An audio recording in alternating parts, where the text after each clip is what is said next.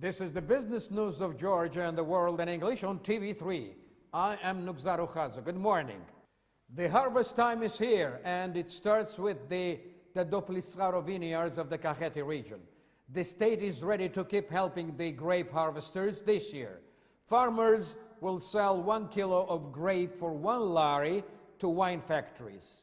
Out of 1 lari, the state will pay 25 to 40 tetris as a subsidy, thus helping both the buyers and the sellers of grapes. 25 million laris are allocated for this kind of subsidies in the state budget. This year, about 80 various enterprises will be buying the grapes. The harvested amount going up to approximately 150,000 tons. The winemakers have access to 15-month credits, out of which 9% will be subsidized by the state. According to the Ministry of Agriculture, the state will not be interfering in the harvesting process, which means that the market price on grape will not be boosted artificially as it was happening before. This current year, the Georgian-Turkish company Geoline has planted the olive trees on additional 40 hectares of land. This time, there are 120 hectares under the olive trees in Georgia. According to Geoline, in the nearest future, the Turkish representatives will be visiting in Georgia to discuss the construction of an olive processing plant. The Turkish side seems to be very happy with the harvest, and besides supplying the local market, they are planning to export the olive product to other countries too. It is said that 80% of the entire crop will be turned into oil, and the remaining 25% is going to be canned. According to the 5-year plan of tobacco control adopted by the Georgian government, the gradual increase of excise tax on cigarettes will be introduced, which should be a considerable slack for both the manufacturers and the sellers of tobacco products. The new program will also introduce certain serious restrictions for both the smokers and the advertisers, like a ban on smoking in public places, TV and billboard commercials, and the ban on sale of cigarettes by the piece. The authors of the program are confident that the new plan will seriously restrict the access to tobacco products. As the director of CDC, Amiran Gamkrelidze, has told the TV3, the new tobacco strategy includes some educational measures in addition to the restrictions. The document has reflected the damage done by tobacco to our health. It includes the restrictive measures completely banning smoking in public places like cafes, bars and restaurants, which will be done first gradually and later universally. Smoking will be banned in offices and cigarettes will be sold only in special stores. The new tobacco rules will start functioning starting from this coming October. The air company called Airezena Georgian Airways will be flying from Batumi to Kuwait. According to the tourist department of Achara, the Batumi International Airport is offering the new airline to passengers just for the summer season. The flights are scheduled on Wednesdays and Saturdays using the aircrafts like Boeing 737-500 and CRJ-200. There is one more interesting piece of news about Georgian Airways. A new team of air hostesses will be put together. The eligibility is determined by the age bracket between 18 and 25 and the physical height between 165 and 180 centimeters. Well, that's what they are asking for. You want to be working for Airezena as an air hostess? Then you cannot be older than 25 and shorter than 165, period. There are many amazing, beautiful resort places in Georgia, among them Mestia, Anaklia, and Zhaltubo, all of them in the country's western part. The Russian news agency Interfax, reacting to the statement of the head of tourism administration, has commented that next year tens of millions of investments will be made in all three of them. The tourism administration spokesperson has told the TV3 that before March of 2014, in Mestia, the construction of a 12-kilometer new skiing track and the inauguration of a new resort called Tetnuldi are planned. Serious infrastructural alterations are also scheduled in Anaklia and Tskaltubo. Siko Gegiadze is informing us about tourism revenues, saying that this year the number of visitors have increased by 37% compared to last year. Most of the tourists coming to Georgia are from the neighboring countries. The Sighnagi Municipality Tourism Information Center in the Kakheti region has furnished TV3 with refreshed information about the considerable increase of the number of tourists in the area this year. According to Nana Korashvili, the tourist center operator, more than 50 visitors a day at an average show interest in various kinds of tours. The June and July figures of this year are 53% higher than of the same period of last year. Most of the tourists are coming from Poland, Ukraine, Israel, and the Czech Republic, and Azerbaijan. Russian tourists are not as many in the wonderful little town of Sighnagi. Our guests are mostly interested in wine and eco-tours. Because our region is a wine-making place, we are expecting even more increase in the tourist flow.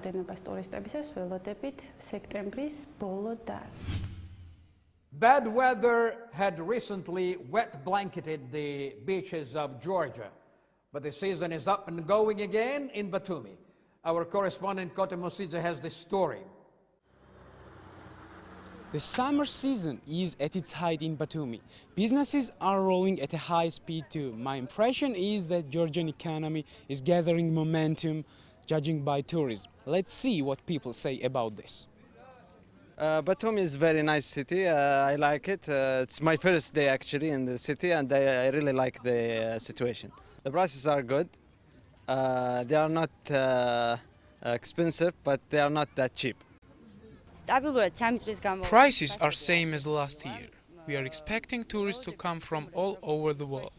Most of them are from Ukraine, Russia and Azerbaijan. We are looking forward to having more tourists here. Our prices have not changed either. Tourists are from Armenia, Russia, Ukraine, Saudi Arabia and Belarus. Although the summer season is not very long here, the Batumi beach is still doing its job. The number of tourists interested in Batumi is definitely growing day by day. The room prices in smaller hotels range from 40 to 150 laris. Tourists can also rent a room at a better rate in regular residential houses from local landlords for about 15 to 40 laris. So price-wise, spending a vacation in Batumi is not a huge problem. On the other hand, at the height of the season, food or other everyday items are 4 to 5 times more expensive than in Tbilisi, which makes shopping here less pleasurable, to say the least. The streets are full of cars, which create traffic jams at every step of the way, especially between 8 p.m. to midnight. One of the reasons of the heavy traffic here is the presence of so many SUVs driven by almost every foreign visitor. They are too big for those tiny, narrow streets of Batumi. But to compensate the transportation hardship, there is always a famous tasty acharuli khachapuri at almost every corner of this wonderful seaside city. The presentation of the new iPhone model called Eiffel is scheduled for the 10th September of 2013.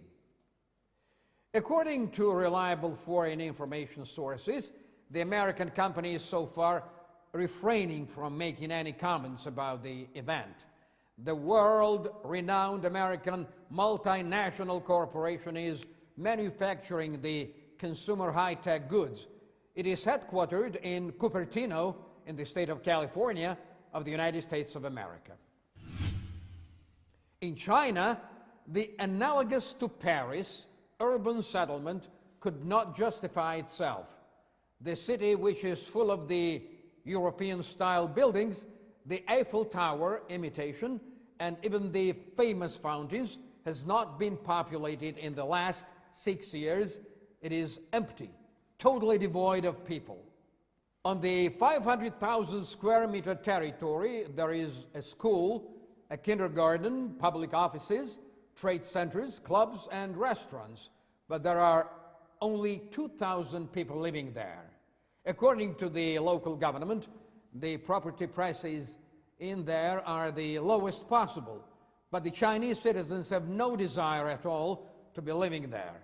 That's the way the Chinese are thinking, traditions above all. The New York Times has dedicated a full-size article to the event of inauguration of a Georgian restaurant in Manhattan. The piece has provided for a detailed description of the menu and the Georgian national dishes. The author is describing in deliberate detail the varieties of khinkali, khachapuri, kuchmachi, phali, and pelamushi. It is kindly predicted that the restaurant under the name of the Oda House will always be full with curious clientele. By the way, a while ago, the English language weekly Georgian Journal ran a copious article on the same topic. I thought that the best way to feel the heartbeat of the country's economy was to go ahead and visit a functioning businessman somewhere in Georgia. Our photographer Tahe and I are headed for Signagi, a little beautiful town of Kakheti in the eastern part of Georgia.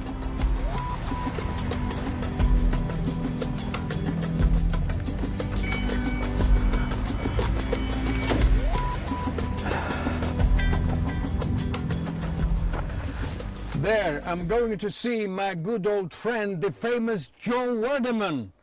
By the way, John is the Georgian people's beloved son-in-law and Georgia's long-standing, successful resident winemaker.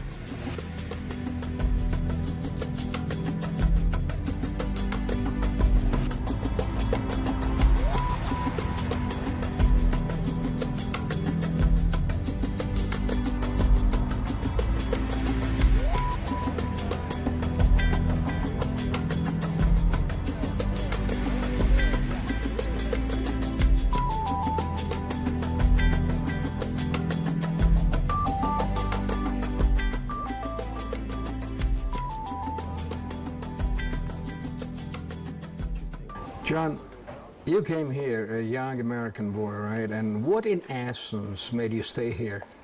What brought me to Georgia was the polyphonic songs. What made me stay was probably that the culture was still alive. I see. So you were not thinking about winemaking then? No, my interest in wine grew out of an expansion of the song tradition, because good singers usually have wine at the center of their meeting. Polyphony turned into winemaking, right? Exactly. And it stayed a part of my life, a big part. Okay. Let's get serious about this. I mean, what kind of business environment is in Georgia right now? Is it legally friendly for the small businesses? Yes, I would say so. I think businessmen all over the world have complaints about the system that they work in. There's no one totally happy. But on the whole, I think registration of new businesses, the way taxes work, everything is quite, I think, quite sophisticated and quite liberal for this part of the world. John, which brands of vine are you turning into a commercial product mostly? So we work with lots of varieties. It's a difficult question. We have 440 planted in our vineyard, but we commercially have now available 10 labels. 10 labels made from 8 different types of grape varieties.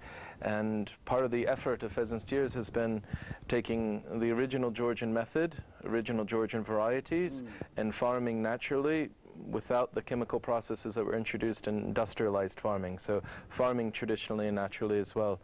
And with that, we have planted a lot of very rare varieties not found on the market today with the interest of preserving them. Oh, really? And what about the demand? I mean, is the demand enough for you? The small artisanal producers have had no problem selling their wines, and the ones that are making good wine, in quite developed markets. So we sell in France, Italy, Japan, US, Great Britain, 20 countries. You're selling your wine in more than 20 countries? Yes. That's amazing. You know, that's a huge market. And there's not enough wine. There's more demand than wine we can make. Well, is there any room for growth? I mean, would you be interested to let your business grow? But we're careful to expand, because once we expand, then we lose the very thing that we're known for, which is making small amounts of very high quality wines crafted by hand.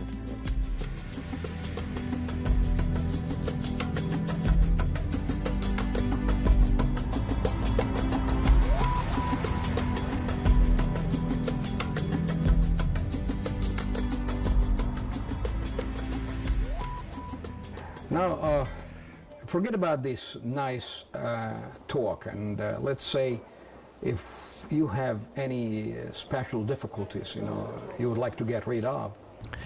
One of the most difficult things is if you're working in the high-end wine market, that means selling lots of small amounts of wine all over the world. And there's not enough commerce between Georgia and Europe right now to make shipping competitive.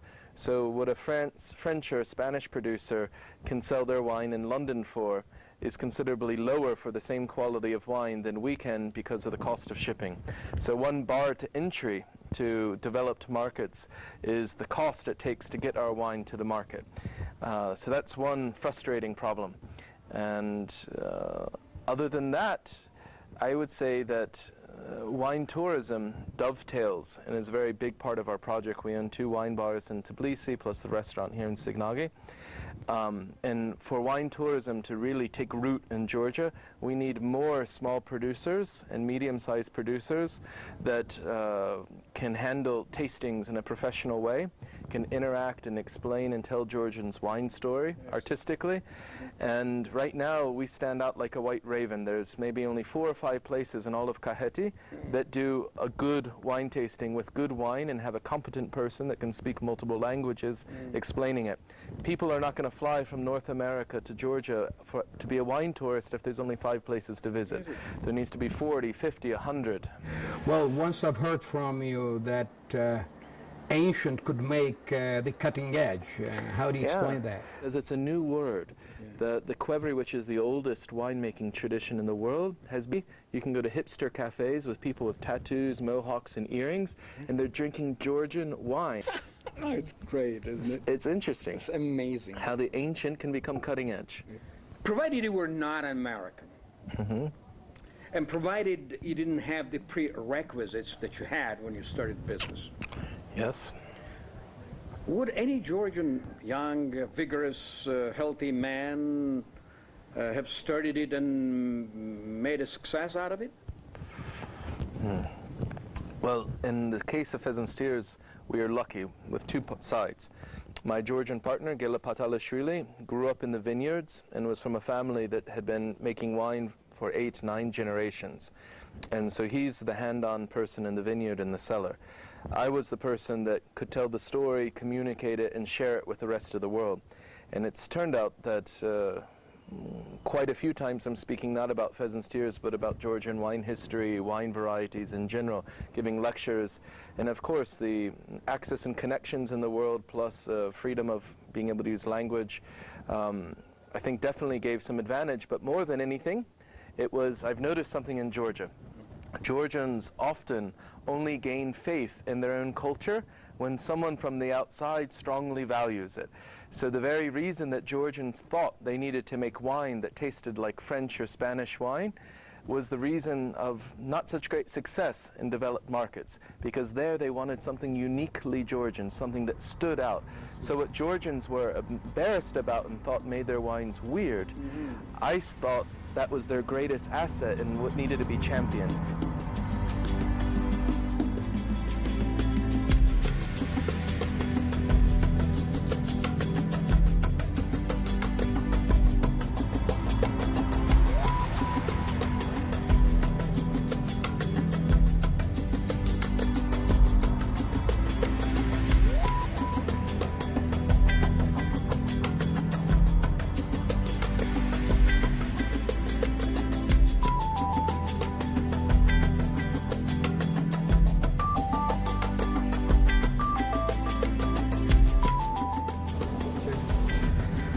I asked John if he could manage to make a millionaire out of himself in Georgia. Well, he said, not literally. Tell me frankly now, I mean, have you made a millionaire out of yourself? I'm a millionaire without cash. If you look at assets, yes. Okay. If you look at ready cash, no. He also told me that it is the mentality, the mindset that determines the success in business. I have to agree. Mentality and mindset, that's what we need to have when we want to achieve success in business. I am Nugzaro Khadze in Signavi, reporting for TV3.